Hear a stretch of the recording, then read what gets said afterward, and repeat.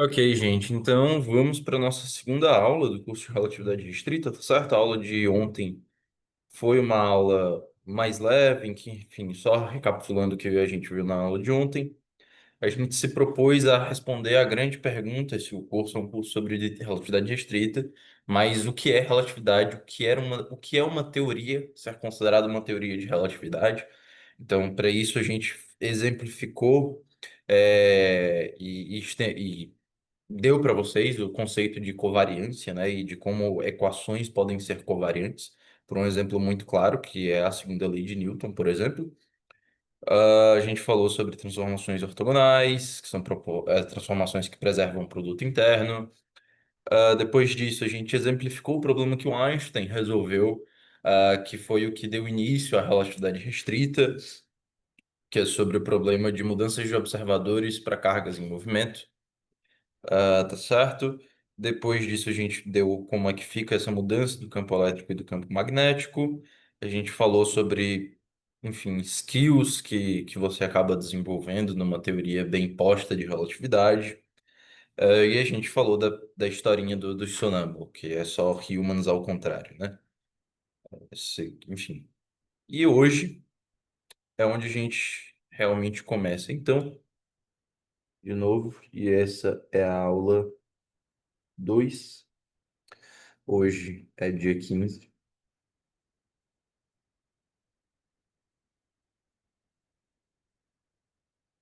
Mais uma vez, para qualquer contato, qualquer dúvida, o e-mail é este aqui, tá certo?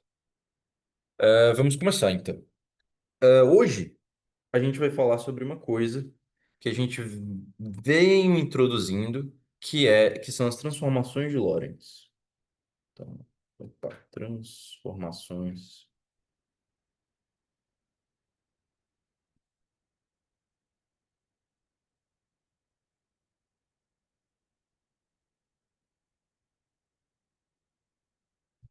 São as transformações de Lorentz. E como a gente tinha falado, a gente não mostrou isso.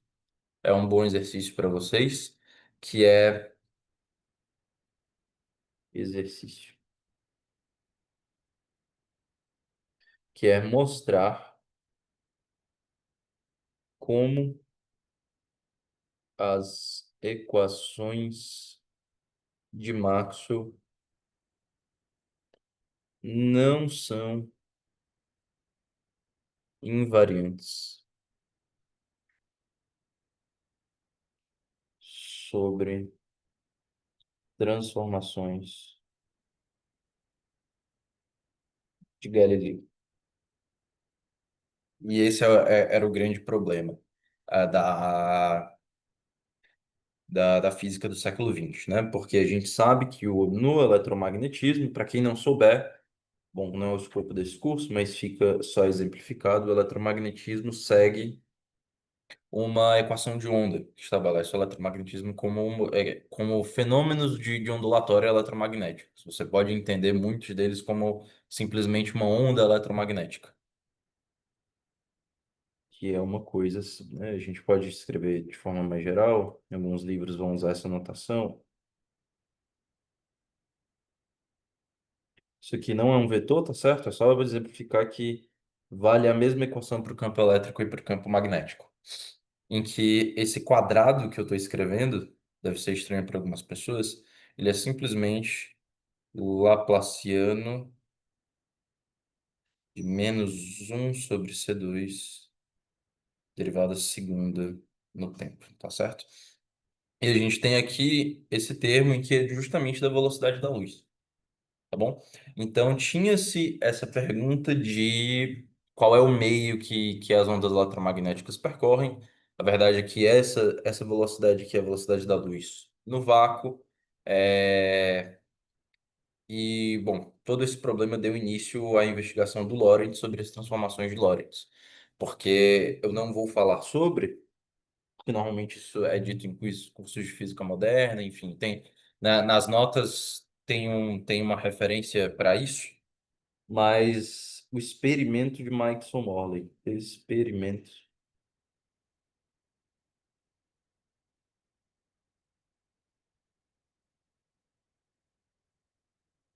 de Maxwell Mahler. O experimento de Maxwell Mahler é um experimento que ele se dedicava a medir qual seria a velocidade relativa da Terra com esse meio com o qual achavam que a velocidade que seria preferencial a todos os observadores, né? Que seria o meio pelo qual a luz se propagaria, que seria o éter.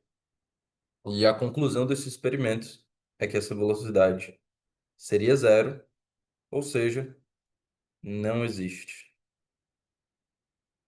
o éter, tá certo? Mas para que isso fosse verdade, tinha que se ter uma explicação teórica para algumas coisas que aconteciam no experimento de Michelson e Morley. E foi aí que o Lorentz, em 1904,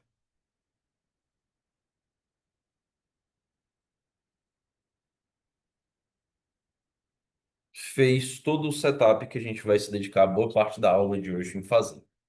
A gente sabe, então, de forma fundamental, que as transformações de Galileu não são as mais gerais possível, não são as mais fundamentais, vamos dizer assim.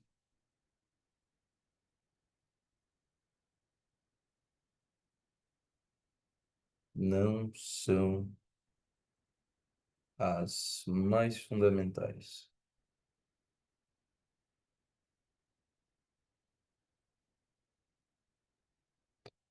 Então, deve existir, o que o Lawrence perguntou, então, foi que deve existir um conjunto de transformações que deve ser mais geral do que as transformações de Galileu, que deve ser mais geral do que as transformações de Galileu para resolver esse problema que o experimento de Maxwell-Morley tinha. A gente vai já falar aqui que problema era esse.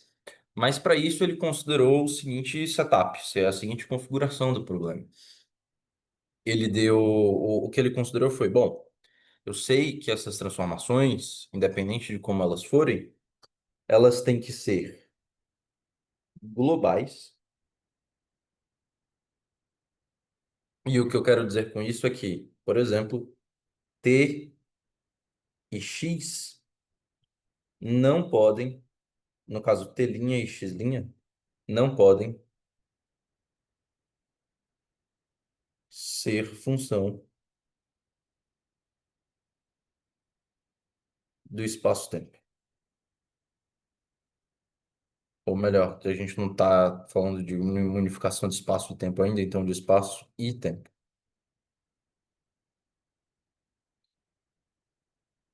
É isso que quer dizer ser global. Vale em todos os pontos, essas transformações. Tá certo? E o outro ponto é que elas tinham que englobar a universalidade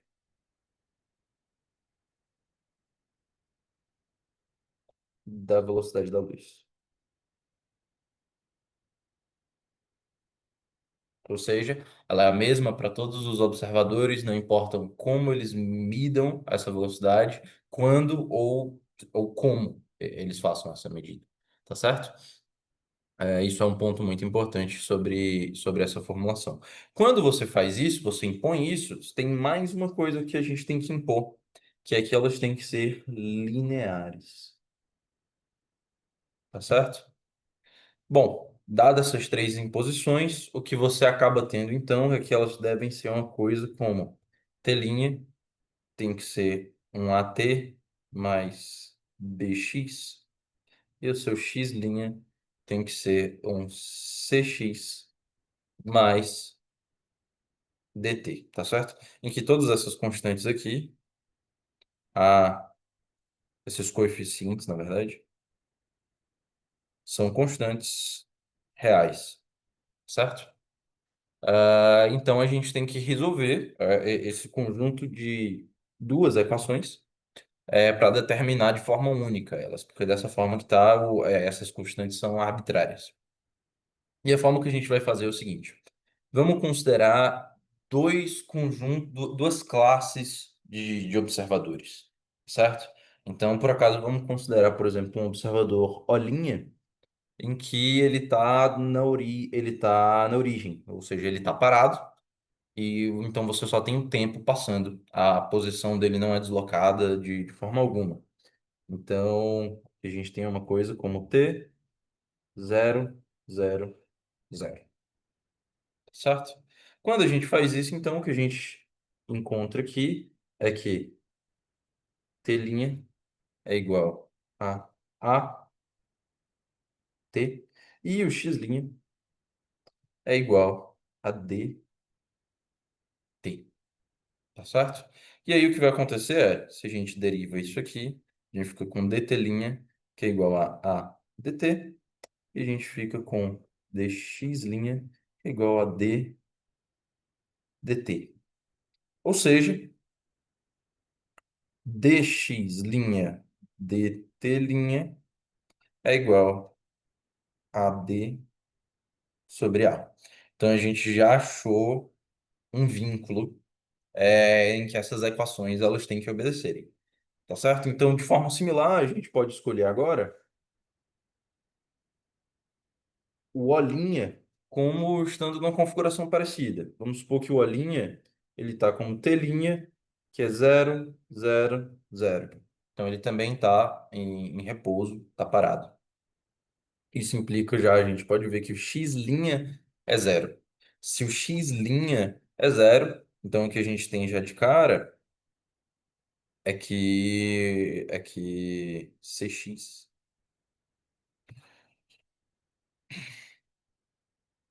é igual a dt, o que implica que dx c é igual a d dt, logo dx dt é c sobre d, tá certo? Nesse caso, na verdade, tá menos, não é isso? Menos c sobre d. Menos c sobre d. Exatamente. E se a gente compara essas duas equações, porque a velocidade entre esses referenciais ela tem que ser a mesma, a módulo de, a módulo de um sinal, né? Então, o que eu quero dizer com isso é que dx dt é v, certo? Mas dx dt isso é só simplesmente menos v. Como essas duas coisas têm que ser iguais, o que a gente chega então é que simplesmente comparando as duas equações, que a gente tem aqui d sobre a tem que ser igual a menos cd. Isso aqui tá certo? cd, ok. Menos c dx dt, menos cx dt, c sobre d. Ah, tá aqui, achei o erro. Que é d sobre c.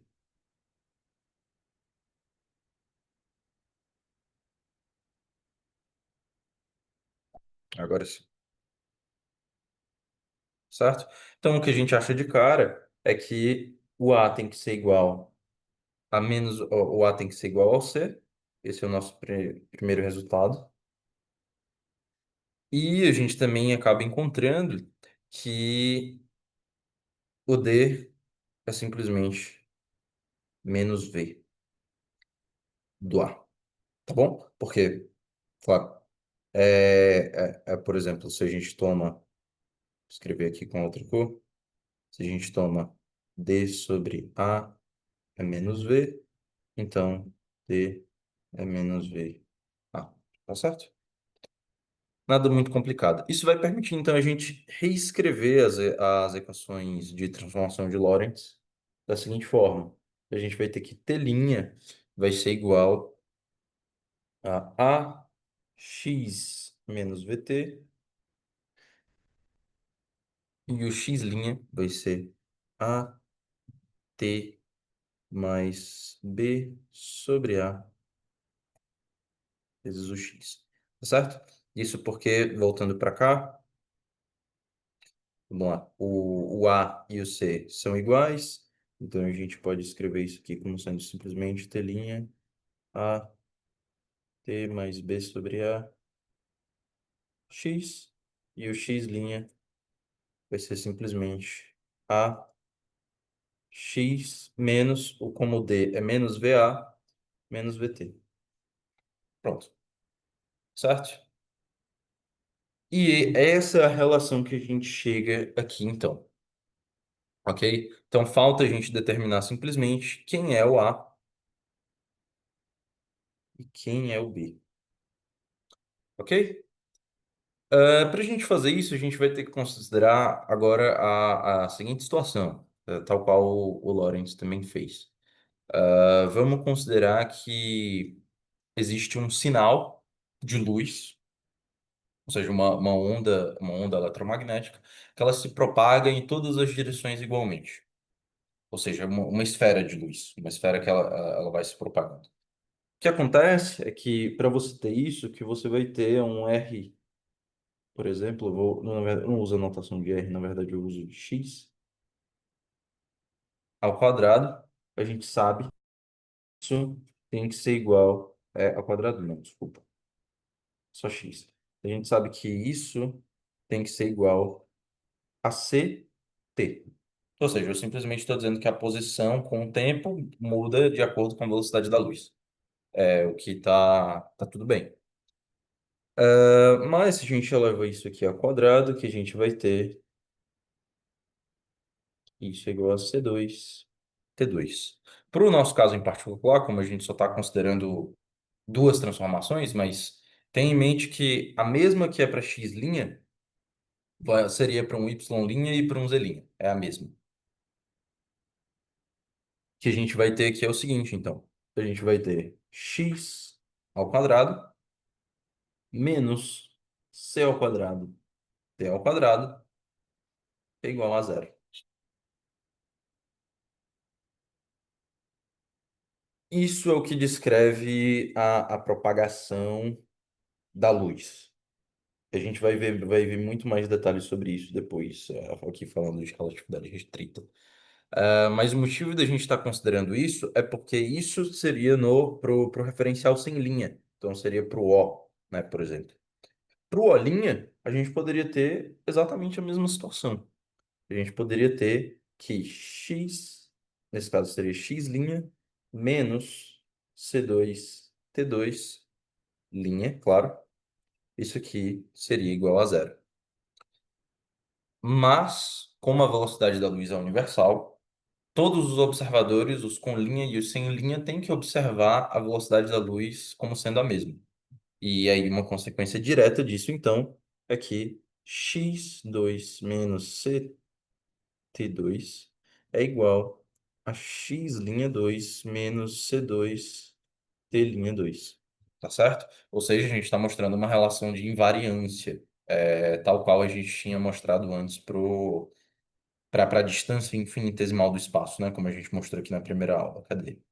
Logo aqui, exatamente. Então, percebe que é uma relação muito parecida. Bom, a gente vai falar mais sobre isso também. Ok. Eu não vou demonstrar esse pedaço, porque é justamente um exercício nas notas. Muitos exercícios hoje eu vou fazer com vocês, mas esse é um que eu quero que vocês façam. Quando você impõe isso e substitui essas equações aqui, a gente pode desenvolver um pedaço, então vamos lá. Reescrevendo, seria AX menos BT, e o T' seria AT mais B sobre AX. Então, se a gente substituir isso, o que a gente tem é x2 menos c2t2, que é igual a x'2, no caso, a ao quadrado, x menos bt ao quadrado, menos c2 ao quadrado, t mais b sobre a x ao quadrado. Bom, isso aqui seria x2 menos ct2, que é igual ao quadrado,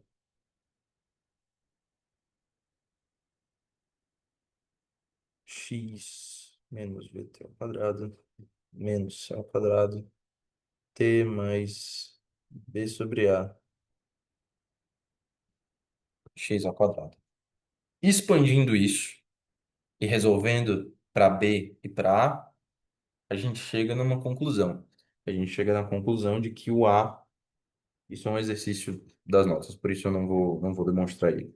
Mas a gente chega à conclusão de que o A, ele é simplesmente um menos V sobre C ao quadrado, elevado a menos um meio, ou seja, é um sobre a raiz de um menos V sobre C ao quadrado. E a gente chega que o B é igual a menos V sobre C ao quadrado. Tá certo? E aí, substituindo isso nas transformações de Lorentz, a gente vai ter então x', que é ax menos vt, e a gente vai ter t', que é igual a at menos v sobre c. No caso aqui, desculpa, não é tudo ao quadrado. É v sobre c ao quadrado. Sobre c ao quadrado, x. Pronto, agora sim. Sendo essa a relação para as transformações de Lorentz. Sendo que normalmente vocês vão ver esse A escrito, na verdade, como sendo um gama, e ele é chamado de o fator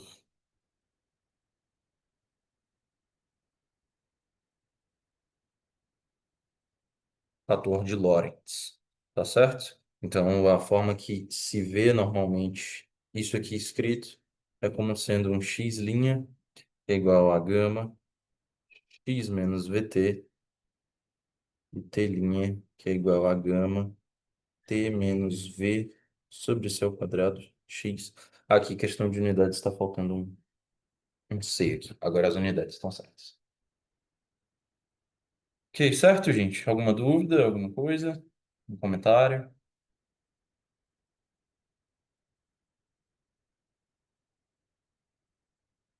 Ok, nada? Tudo bem. A gente vai continuar, então. Essas são as transformações de Lorentz, e é isso que a gente vai se basear para escrever as coisas a partir de agora. Mas, primeiro, os detalhes, né? Vamos ver se isso está preenchendo os nossos pré-requisitos das nossas hipóteses, que era de ser global. Isso a gente já consegue ver que preenche. Então, global, tá tudo certo.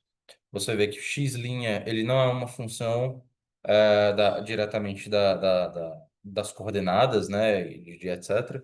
E com o global aqui está muito atrelado ao linear, então tá tudo tranquilo. E a velocidade da luz, ela também tá universal. Então, C universal, aqui tá tudo certo. Até porque a gente usou desse fato para derivar as equações quando a gente faz esse passo aqui, que é muito importante. Ok? O que que é interessante? O gama, o fator de Lorentz, ele não é uma função das posições e etc. Porque, como a gente disse, tudo tem que ser global.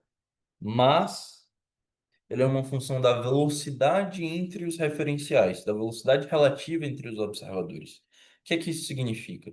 Isso significa que quanto mais rápido os observadores estiverem se movendo um em relação ao outro, maior os efeitos relativísticos vão ser. Então, ou seja, percebe que quanto maior for o V, o gama é maior também. Isso implica que o gama também cresce. E aí a gente pode ver, muitos de vocês devem ter visto, tem um gráfico nas notas, opa, justamente exemplificando isso, mas que ele vai mais ou menos assim.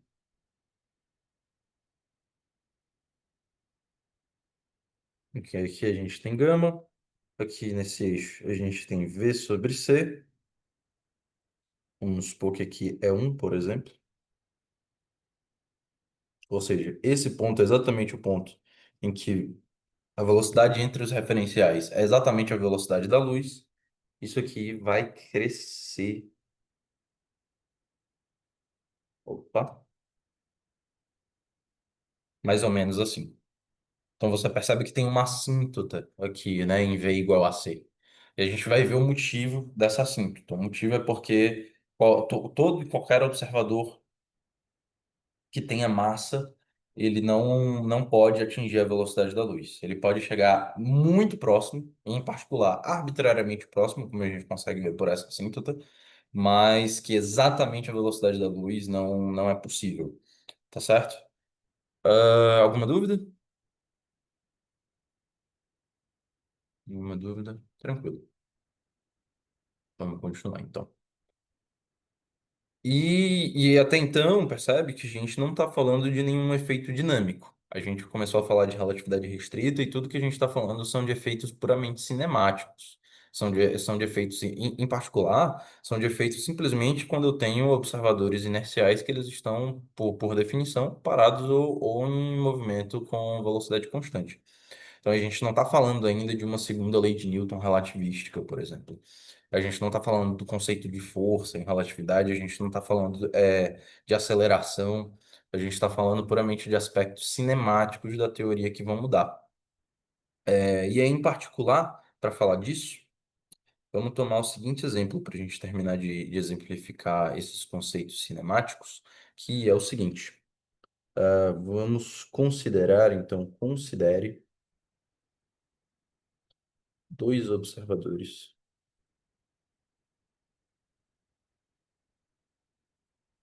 inerciais.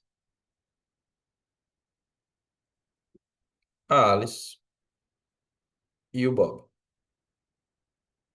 Tal qual, tal que tanto a Alice como o Bob, eles possuem relógios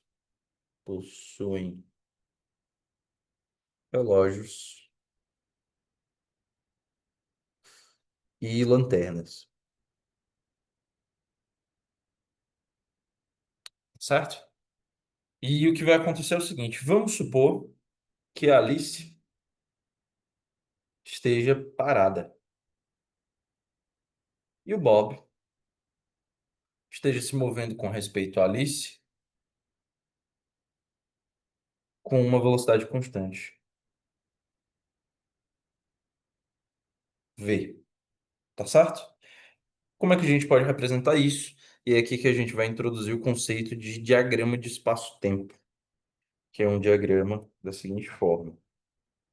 A gente tem aqui, por exemplo, aqui seria o tempo. Normalmente a gente indica isso simplesmente escrevendo T, ou vocês podem ver por aí também como CT, e aqui o espaço X, tá ok? E o que que a gente disse? A gente disse que a Alice fica sempre parada, enquanto o Bob está se movendo em velocidade constante. Ou seja, isso seria Alice, isso seria Alice. Ela está parada no espaço, mas se ela está parada no espaço, ela se move somente no tempo, porque o relógio que ela está carregando com ela continua passando, passando a cada instante, tá certo? E a gente tem o Bob. O Bob está se movendo com respeito a ela. Então, o Bob se move tanto no tempo quanto no espaço. Por isso, a trajetória do Bob parece ser assim. Tá ok? Vamos supor a seguinte coisa. Vamos supor que a Alice, em um certo instante de tempo, ela emite um sinal de luz na direção do Bob. Ou seja, ela faz isso. Ela emite um sinal de luz para cá. Ou um conjunto de sinais de luz, senão tanto faz. Em um intervalo de tempo T. É razoável de se esperar de que vai demorar um tempo para esse sinal de luz chegar até o Bob. E que nesse tempo que demora para ele chegar até o Bob, ele não vai medir isso num tempo T. Ele vai medir, por exemplo, um tempo KT. mas que no momento que ele recebe esses sinais, ele envia de volta para Alice, tá certo? Mas como ele envia de volta para Alice, ele envia de volta é esse aqui, esse mais ou menos assim, certo? Que é Alice. E a Alice vai receber esses sinais em um tempo k ao quadrado t. Por que k ao quadrado t? Porque lembra que eles estão se movendo a velocidade constante com respeito um do outro, então a constante de proporcionalidade é, é a mesma, tá certo? Então a gente sabe que o tempo pelo qual vai demorar com que a Alice receba esse sinal de volta, por exemplo, vai ser simplesmente um t final menos um t inicial, tá certo? Mas o espaço que essa luz atravessa até chegar aqui no Bob, por exemplo, que é mais ou menos o meio do caminho, né? A gente consegue ver por esse triângulo aqui, que isso é mais ou menos o meio do caminho. Pessoal, no meu desenho não dá para ver muito bem. Ou seja, a gente sabe que essa posição, esse delta x, aqui ele simplesmente seria um meio do t final menos o t inicial. Aqui, desculpa, isso aqui seria um mais, né? Desculpa. Ou seja, seria a soma total dos tempos. E claro, dividido por 2, porque como a gente está falando do tempo em que o Bob recebe o sinal, isso é o meio do caminho, não é o tudo. Por que que a gente está calculando isso? Porque a gente vai poder calcular a velocidade entre a Alice e o Bob. Qual é a velocidade relativa entre eles? A velocidade relativa entre eles é simplesmente delta x sobre delta t, que isso tem um fator de c aqui, claro, né? Para complementar as unidades, mas eu já coloco isso, seria aqui. A gente teria um meio de TF menos TI vezes C, e aqui seria um meio de TF mais TI. Porém, os um meio se cancelam, claro, o TF a gente sabe que é K ao quadrado vezes o T, e o TI a gente sabe que é simplesmente o T, emitido aqui pela Alice. E aqui embaixo, o TF de novo é simplesmente K ao quadrado T mais simplesmente o T. Isso tudo, claro, está sendo multiplicado por C. Então, colocando tudo em evidência, aí os T se cancelam e a gente tem que a velocidade relativa entre a Alice e o Bob é K ao quadrado menos um vezes C K ao quadrado mais um. Tá certo? A gente pode representar isso de forma adimensional, que seria V sobre C é igual a K ao quadrado menos um sobre K ao quadrado mais um. E isso, esse fator de K aqui, daqui em diante, a gente vai sempre estar se referindo a ele como simplesmente fator K, tá certo? E isso é um jeito de se fazer relatividade restrita, você consegue tirar muitos resultados usando isso, que foi desenvolvido pelo Bond, que era um professor de Oxford ou de Cambridge, se eu não me engano, no século XX, mais ou menos no meio do século XX, quando a relatividade já tinha certo desenvolvimento. E a gente vai já dar interpretação a esse fator K. Mas o que é importante disso é que até então a gente não tinha dado uma forma explícita à velocidade entre os observadores. E aqui, simplesmente utilizando desse fato, a gente tirou em poucas linhas uma forma explícita para a velocidade entre os observadores. E aí aqui a gente pode ver também, por exemplo, que quanto maior o V, você vai ter uma certa relação para o K, que a gente já vai ver se o K aumenta, se ele diminui, etc. Mas alguma dúvida até aqui? Nenhuma. Ok, tudo bem. Essa expressão vai ser importante. A gente vai usar ela por um tempo.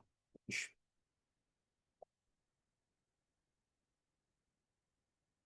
vamos continuar.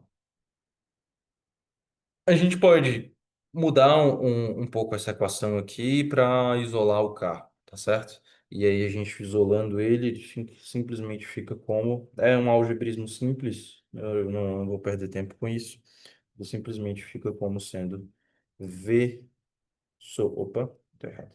É um menos um mais V sobre C sobre um menos V sobre C. E tudo isso, a raiz, tá certo? Ou seja, o K ao quadrado, que é o que aparece ali, ele é simplesmente um mais V sobre C, um menos V sobre C, ok? Vamos demonstrar a seguinte coisa, que é, por exemplo, a gente assumiu nessa situação que, como os referenciais são inerciais, que era o Bob que estava se movendo com respeito a Alice. O Bob se afastava com uma velocidade constante v.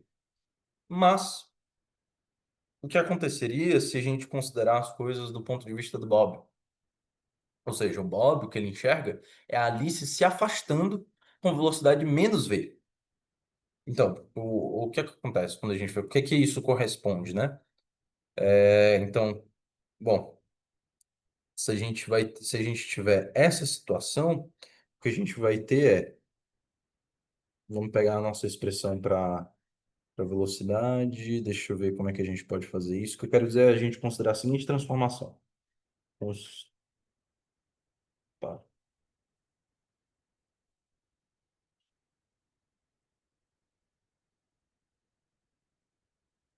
considere V indo para menos V. O que que vai acontecer? Bom, tem várias formas de fazer isso. A forma mais direta da gente fazer isso é que quando a gente considera essa transformação, por exemplo, a gente vai ter aqui que o um mais iria para um menos V sobre C sobre um mais B sobre C, isso tudo elevado a meio. Só que isso é exatamente o inverso do K, tá certo? Ah, seria exatamente isso.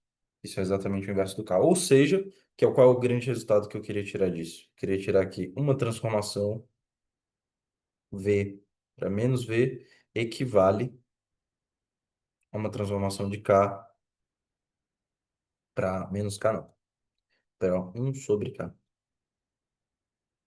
Isso vai ser importante porque a gente sabe que essas coisas são equivalentes. Isso mostra que o que a gente teria no final das contas, então, seria, se a gente fizer aquela mesmo setup do problema, mas o contrário, seria o seguinte: seria que, por exemplo, se o Bob mandasse um sinal, a gente teria que a Alice receberia esse sinal, por exemplo, em um sobre TK, e depois seria em um sobre K ao quadrado T. E você consegue demonstrar as coisas de forma equivalente, certo?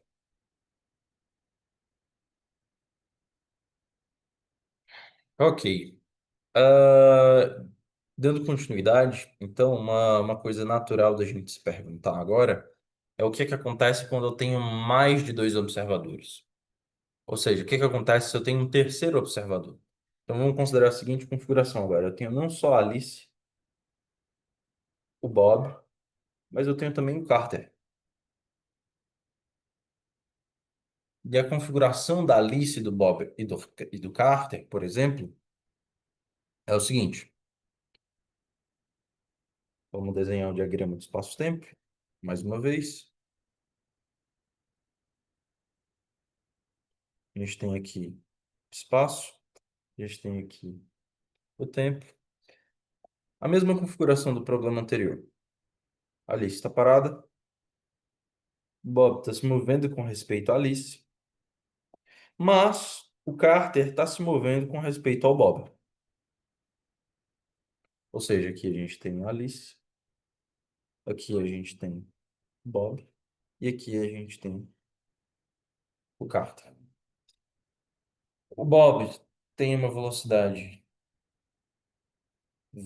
com respeito a Alice, VAB, O Carter tem uma velocidade com respeito ao Bob de VBC, mas ele também tem uma velocidade com respeito à Alice de VAC, tá certo? E aí uma pergunta natural que vocês podem fazer é o que que acontece se a Alice manda um sinal para o Bob num tempo t, isso é recebido num tempo kt, e o Bob manda esse sinal para o Carter. Então, que está faltando desenho, mas isso seria medido em um K, no caso, isso aqui seria um K, não é simplesmente um KT, né? Seria um KABT, agora sim. Isso seria recebido em um KBCT. Qual é a relação que você chega no meio disso? Consegue se demonstrar? Isso é um exercício que eu também não vou fazer, tá nas notas. Que K de AC, ou seja, o fator K entre a Alice e o Carter, ele é igual ao fator K entre o Bob e o Carter. Não, melhor. Ele é igual ao fator K entre a Alice e o Bob, vezes o fator K entre o Bob e o Carter. A gente chega nessa relação de forma bem direta. Tá certo? Não é difícil de fazer esse exercício, é bem fazível. Mas caso alguém tenha dúvida, enfim, é só falar comigo, eu tiro a dúvida. Então, uma pergunta natural de você se fazer agora é qual é a expressão para VAC? Ou seja, a velocidade da Alice com respeito ao Carter. Eu sei se o Carter não existisse, se eu tivesse só a Alice e o Bob, eu sei fazer isso. A gente acabou de fazer. Mas, se eu tivesse uma configuração diferente, como é que fica? Bom, primeiro de tudo a gente sabe que essa velocidade entre eles dois não depende do Bob. Depende simplesmente da Alice e do próprio Carter. Isso seria K de AC ao quadrado menos um K de AC ao quadrado mais um. Tá certo? Mas, como a gente tem essa expressão aqui também, como que a gente vai fazer para descobrir isso? É muito simples. Então, a gente tem que K de AC vai ser igual a expressão para o K de AB, que é simplesmente V de AB, uma expressão mesmo, é um menos. É um menos V de AB sobre C, um mais V de AB vezes um menos V de BC sobre C, um mais V de BC sobre C. Isso tudo na raiz, claro, né? Ok, mas o que que a gente pode fazer? Como na expressão a gente tem, na verdade, é um k ao quadrado, então aqui é k ao quadrado, sai essa raiz, tá certo? E aí é substituir, realmente. A gente tem que V de AC vai ser igual, vou pegar aqui agora, porque a gente vai precisar ser bem detalhado. A gente tem um menos V de AB sobre C, um menos V de BC sobre C, e isso tudo dividido por um mais V de AB, sobre C, um mais V de BC sobre C, isso tudo menos um, e aqui a mesma coisa, dá para copiar.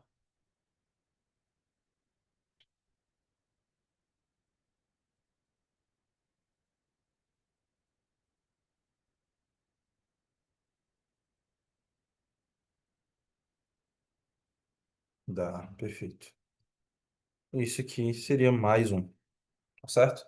Então a gente tem que expandir esse produto. É um trabalho um pouco chato, mas vamos fazer. Isso demonstrar essa relação para velocidade era um exercício da lista, da lista não, das notas, mas que, como eu disse, alguns exercícios eu vou acabar fazendo com vocês também. Então, a forma que isso aqui vai dar vai ser um.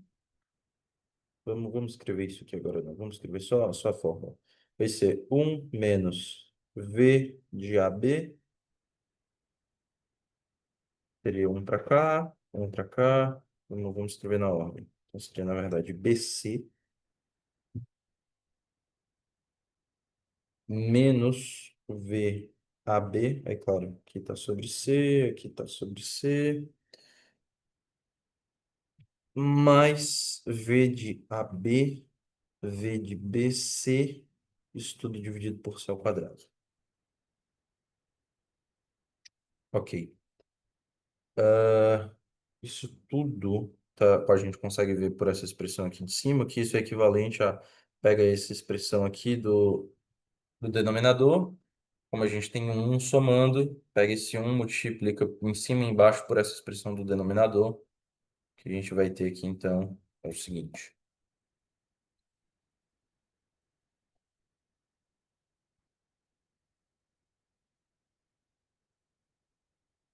seria embaixo, seria um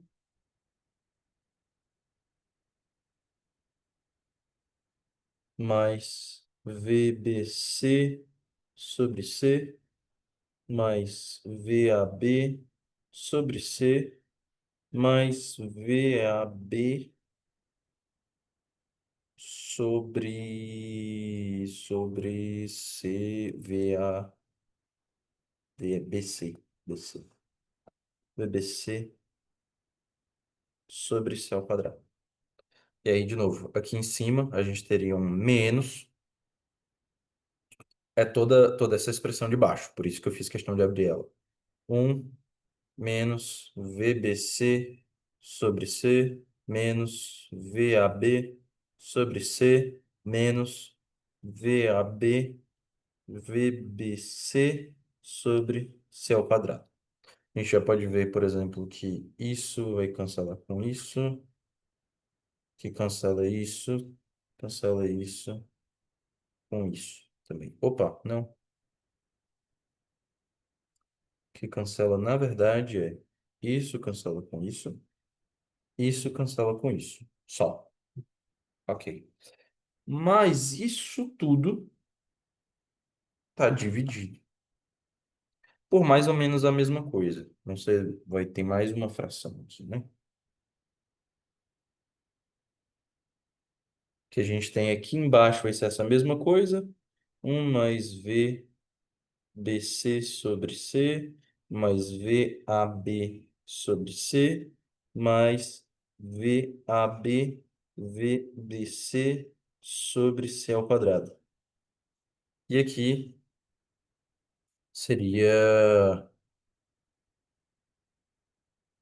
um menos VBC sobre C menos VAB sobre C mais VAB VBC sobre C2, ok? Só que mais um.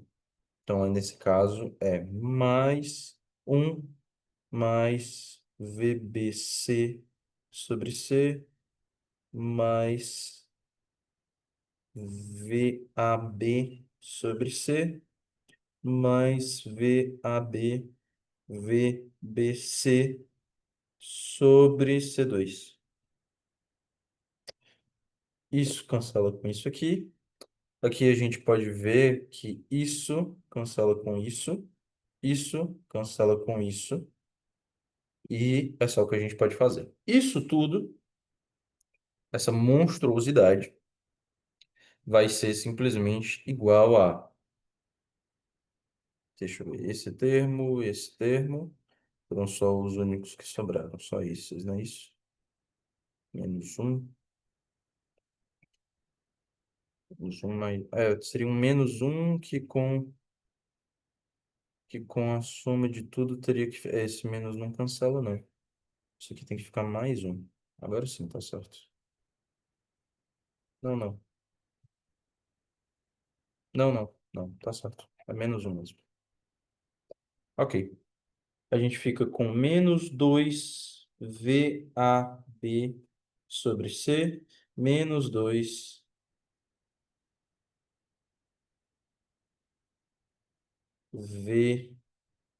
VBC menos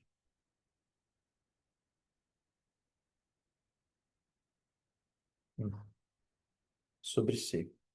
E aqui embaixo a gente fica com 2 mais que esse um soma com esse um, esse termo soma com esse termo. Então a gente fica com 2 VAB VBC sobre C ao quadrado. E aqui tem algum erro de sinal. Porque isso não era para ficar menos. Era para ser um mais aqui em cima. Não sei qual foi o erro. Vamos ver.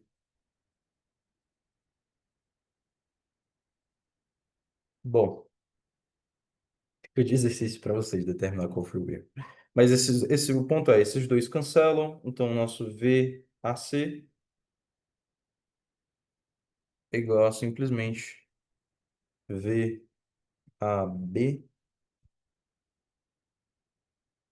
sobre C mais VBC sobre C.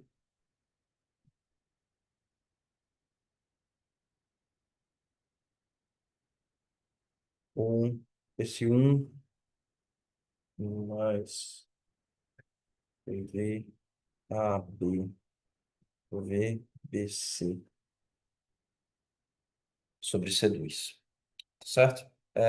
Isso aqui a gente pode rearranjar as unidades, etc. A gente pode reescrever tudo simplesmente dessa forma também.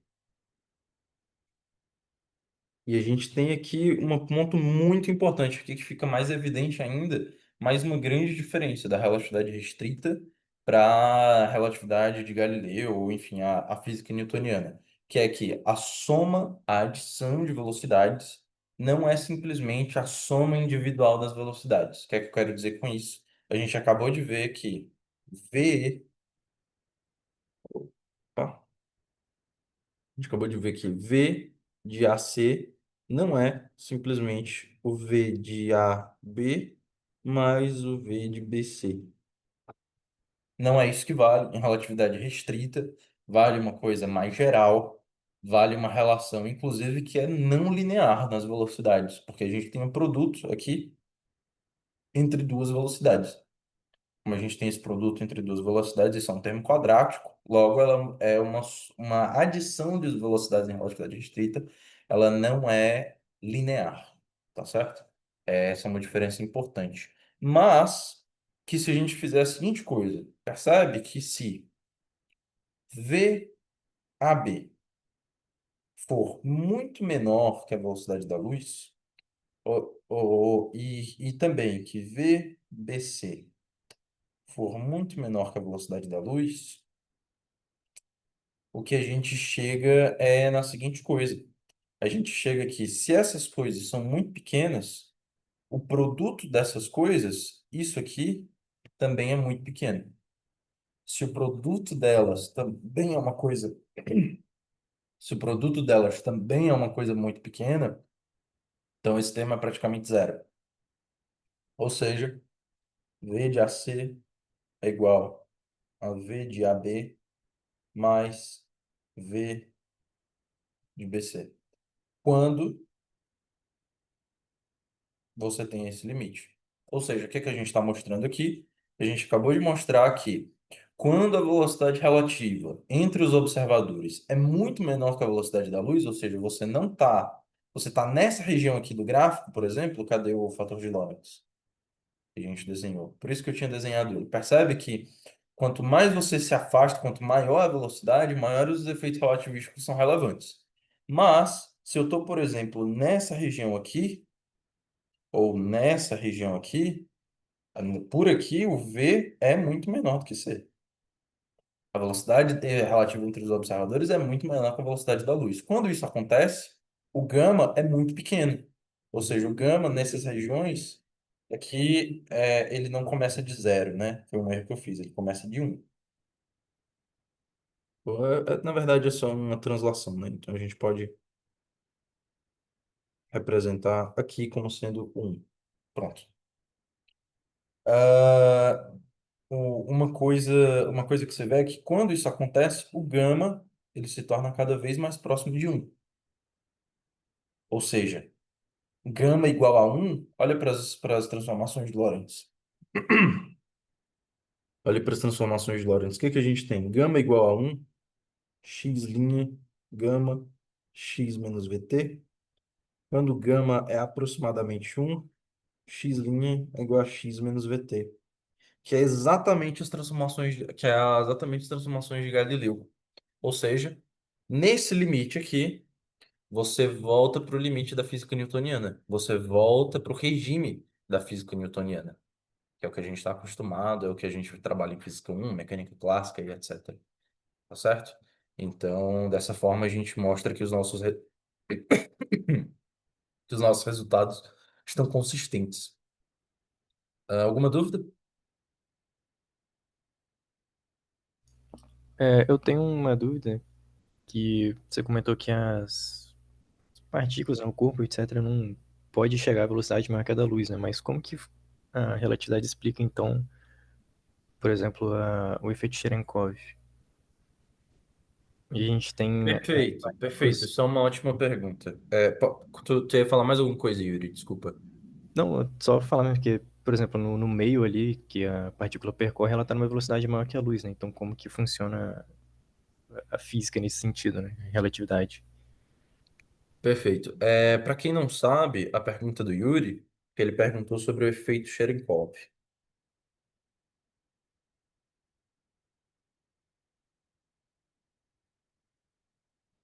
Acho que é assim que escreve. O que esse efeito ele descreve é um fenômeno que acontece em física nuclear, em que a velocidade, você tem emissão de partículas com velocidade muito maior que a velocidade da luz. E, Yuri, tu fez a pergunta e tu acabou meio que dando a resposta na tua pergunta, que é que quando a gente fala que não tem como isso acontecer, a gente está falando da velocidade da luz no vácuo. Porque o que é uma constante absoluta e universal é a velocidade da luz no vácuo. Na radiação Cherenkov, você está imerso em um tanque de água. Em-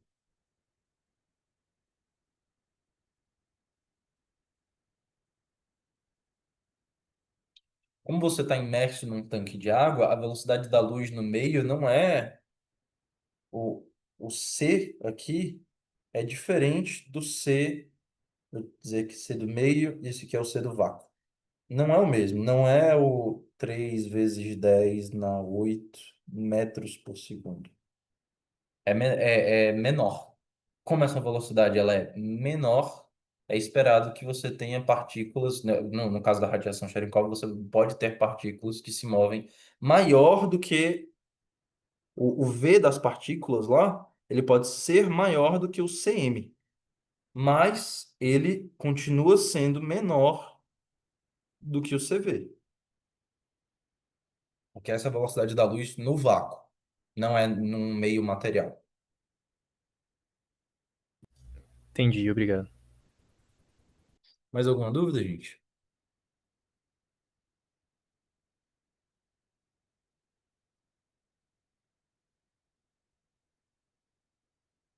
Ok, vamos dar continuidade, então. É, Deixa eu dar uma consultada aqui nas notas. Ok, ok. Uma coisa que dá para a gente demonstrar também a partir disso. Mas não, antes da gente falar disso, eu vou falar de uma coisa, que é o seguinte, a gente vem falando sobre esse fator K, sobre como a gente vem tirando só resultados cinemáticos e etc. E, em particular, um resultado cinemático que é muito clássico, que a gente conhece desde o colégio, é o efeito Doppler.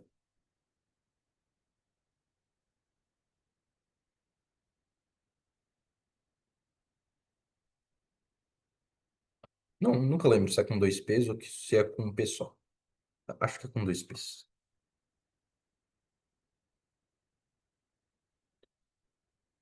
O efeito Doppler, bom, revisando, é esse efeito que diz que observadores em movimento e observadores parados vão medir ondas sonoras com frequências diferentes, ou, por consequência, comprimentos de onda diferentes. Existe um efeito Doppler relativístico, mas a gente chama esse efeito Doppler de relativístico, eu não acho que é um bom nome nesse caso, porque ele não é como se ele fosse um efeito para observadores que se movem próximos à velocidade da luz. Ele é um efeito que se mede sobre a própria luz. Ou seja, observadores parados em movimento, trocando sinais de luz, eles vão medir comprimentos de onda da luz diferentes também, e por consequência, frequências diferentes também. E é isso que a gente vai ver muito sendo falado. Deixa eu só colocar aqui. Observadores inerciais medem frequência. Eu vou indicar frequências como ômega. Ômega e lambda diferentes. Por quê? Porque o que importa é você manter constante a relação V, ômega, lambda. Não é isso? No caso relativístico,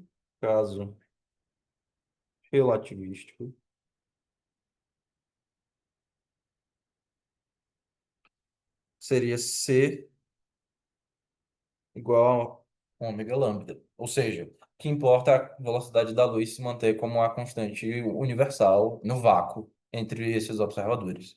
Tá certo? Ah, e o que acontece é que eu acabo, de certa forma, eu falei de efeito Doppler para vocês sem ter falado. Se vocês olharem alguns livros, é um pouco complicada a forma com que é demonstrado o efeito Doppler. Pelo menos a primeira vez que eu vi, eu achei. Eu não achei nem um pouco simples o caso relativístico. Mas a gente fez aqui. O que é o efeito Doppler nada mais é do que esse K. Quando a gente escreve K igual a um menos V sobre C dividido por um mais V sobre C, a raiz disso. E isso nada mais é do que o efeito Doppler. Só que você fala, tá, mas para ter um efeito Doppler eu tenho que ter escrito uma frequência, tem que ser uma razão entre frequências, ou comprimento de onda, algo do tipo.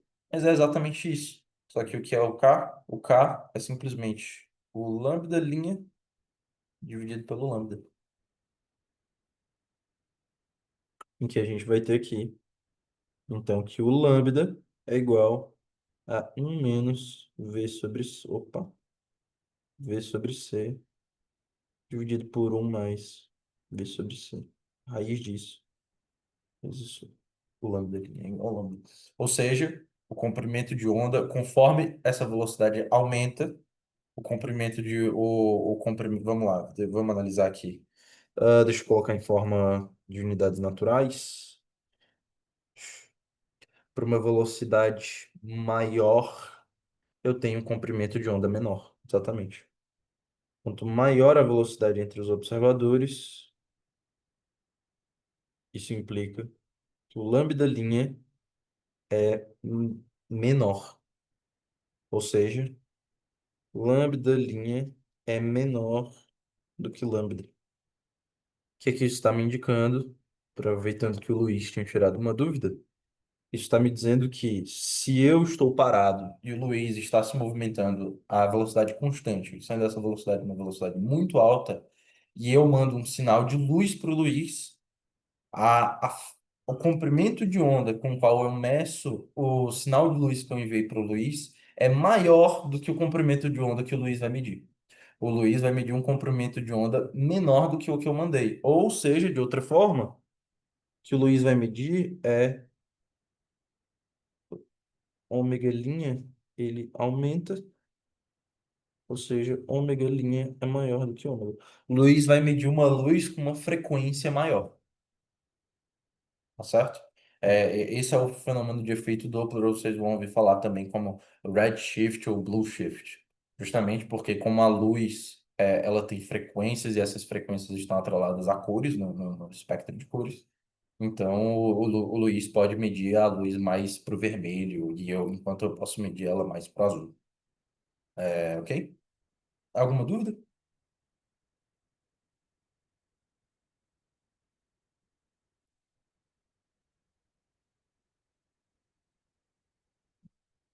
Nenhuma dúvida. Ok.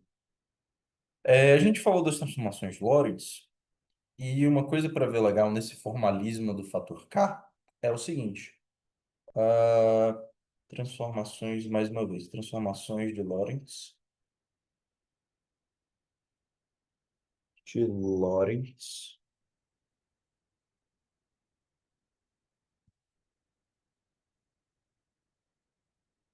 no fator K. É que se a gente tem T, T' menos X', isso aqui é simplesmente a gente consegue verificar que são K vezes o T menos o X.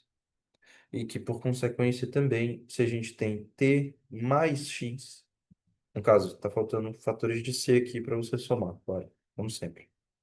Isso aqui é sempre igual também a um K CT' mais X'.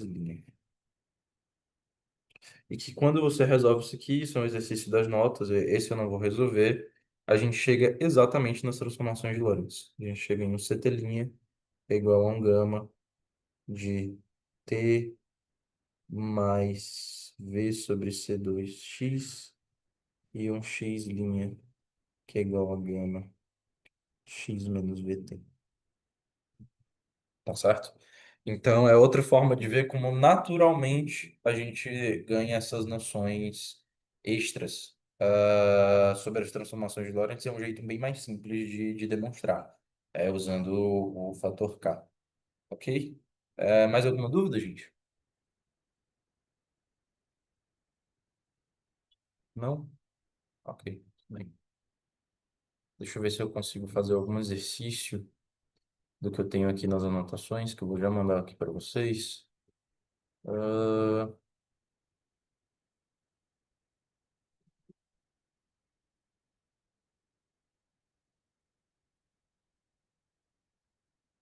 Ah, não, não.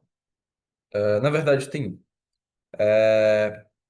Antes a gente tinha exemplificado o fato de que na demonstração das transformações de Lorentz, a gente tinha usado o fato da invariância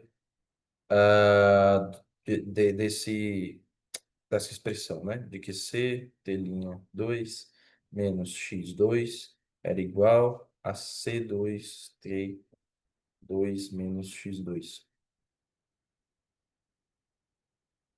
E a gente pode demonstrar essa relação, que ela é verdade. Se a gente toma, por exemplo, as transformações de Lorentz em unidades naturais, eu estou o tempo todo falando de unidades naturais, mas deixa eu dar um OBS para quem não sabe do que é unidades naturais. Unidades naturais é um conjunto de unidades em que você seta algumas constantes à unidade. Ou seja, você escolhe, por exemplo, C igual a 1, e aí as coisas ficam com unidades diferentes, mas é simplesmente porque fica mais fácil de você fazer manipulações, né? Então, por exemplo, quando você faz isso, o tempo ganha a mesma unidade de distância, de comprimento, né? Então, a unidade de tempo fica a mesma unidade de comprimento. Quando você faz isso, energia também fica com unidade de comprimento. E massa fica com unidade. de comprimento também. Ou seja, você pode expressar tudo como unidades de comprimento ou tudo como unidades de massa, já que massa e comprimento têm a mesma unidade, tá certo? Normalmente vocês podem ver essas unidades sendo expressas também como C é igual a G, em que G é a constante da gravitação de Newton, é igual a H cortado da mecânica quântica, que é igual a 1. Ok? Tudo bem. E aí, vamos demonstrar isso aqui agora. É mais fácil demonstrar isso utilizando de unidades naturais, então vamos apagar isso. E o que a gente fica é T', que é gama, T mais Vx ao quadrado, menos gama ao quadrado, x menos Vt ao quadrado. A gente pode botar o gama em evidência. A gente fica com T2 mais V2 x2 mais 2 VTX menos x2 menos V2 T2 mais 2 VTX. Era o que eu estava pensando mesmo. Aqui está um sinal errado. Esse sinal aqui é de menos. Ok, agora sim está certo. E aí, esse sinal aqui vai ser menos. Isso cancela com isso. A gente vai ter gama 2 que é T2 1 menos V2 menos x2 1 menos V2. Porém, esse 1 menos V2 é justamente o inverso do gama ao quadrado. Então, isso é simplesmente T2 menos x2. Está provado que essa relação realmente é invariante, ou seja, você tem essa noção de distância do espaço-tempo, de certa forma é isso que a gente está escrevendo, ela é invariante sobre as transformações de Lorentz, tá certo? Ou seja, o postulado de que a velocidade da luz no vácuo é a mesma para todos os observadores também se manifesta nisso. Se manifesta de que o elemento de linha espaço-temporal ele é o invariante da teoria. Exemplificando isso, o que eu quero dizer é que ds2 agora ele vai ser um c2 dt2 menos dx2, tá certo? E é essa forma que a gente vai usar. Em relatividade, é essa forma que vocês vão ver isso. Percebe que tem um sinal de menos, não é de mais. Ou seja, a natureza de espaço-tempo difere de um sinal, de certa forma. Mas que isso tudo junto é toda a estrutura do espaço-tempo. A gente vai usar muito disso. Isso aqui, de novo, para quem não lembra, é o que a gente chama de elemento de linha. Tá ok? Alguma dúvida, gente? Nenhuma. Ok. Vocês querem. Eu tenho uma dúvida. A gente falta 30 minutos. Eu tô aqui já escrevendo há um tempo, eu tô tranquilo, eu ainda aguento mais 30 minutos de aula. Vocês querem parar por aqui? Ou vocês querem continuar na próxima aula? A gente iria agora para as consequências das transformações de Lorentz. Até agora a gente só falou de resultados cinemáticos e etc. E isso também vai ser um resultado cinemático, mas a gente falaria agora sobre contração de espaço e tempo.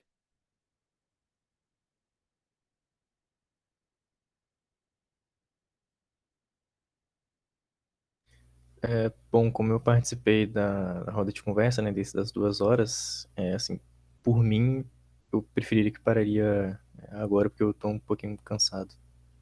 Tranquilo, Mas, então. Então a gente para por aqui e a gente começa na próxima aula com as noções de contração temporal, de dilatação temporal e contração espacial. A gente vai ver que, só dando um spoiler da próxima aula, a gente vai ver que o conjunto de observadores linha, eles vão medir um tempo diferente do conjunto de observadores sem linha. E a gente vai ver que o conjunto de observadores com linha também vão medir Comprimentos não são distâncias, perceba que, porque as distâncias e espaços temporais, como eu escrevi aqui, elas são invariantes, mas eles vão medir comprimentos também diferentes dos sem linha. E a gente vai ver como é que isso funciona, se ele mede maior, se mede menor, e aí que vão entrar vários paradoxos conhecidos da relatividade também, né, como o paradoxo dos gêmeos, paradoxo da barra e do buraco, o paradoxo do carro e do celeiro, do carro e da garagem, enfim, tem vários nomes. Só exemplificando, dos gêmeos todo mundo conhece, mas eu gosto mais da barra e do buraco, ou, enfim, do carro e do celeiro. O do carro e do celeiro é que, por exemplo, você tem um carro que ele se move a velocidades relativísticas, e você tem um celeiro que está parado.